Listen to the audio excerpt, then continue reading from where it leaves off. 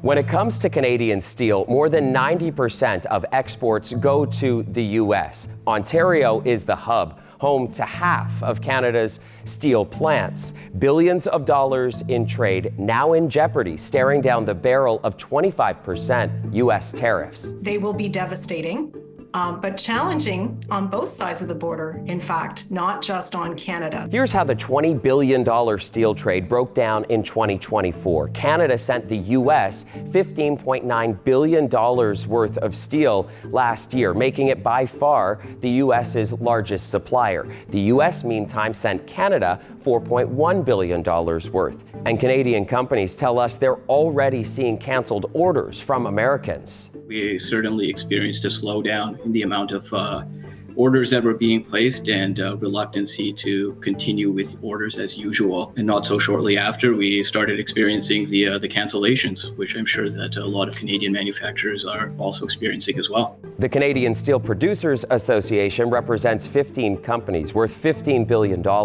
They produce about 13 million tons of steel products in Canada a year, employing 23,000 workers, jobs that are threatened if American buyers dry up. It's never fun having to consider that proposition, but I think one of our biggest priorities is making sure that we keep everyone employed and retain everyone for as long as possible. Of course, everything could be stressful, but as entrepreneurs, we need to face the situation and try to find solutions. But finding new buyers is complicated. Steel is heavy and therefore expensive to transport. Plus, there's already an overproduction of steel globally. For the whole economy, I mean, it's a wake-up call to government. It's a call to action for business. President Trump implemented 25% tariffs on Canadian steel in 2018.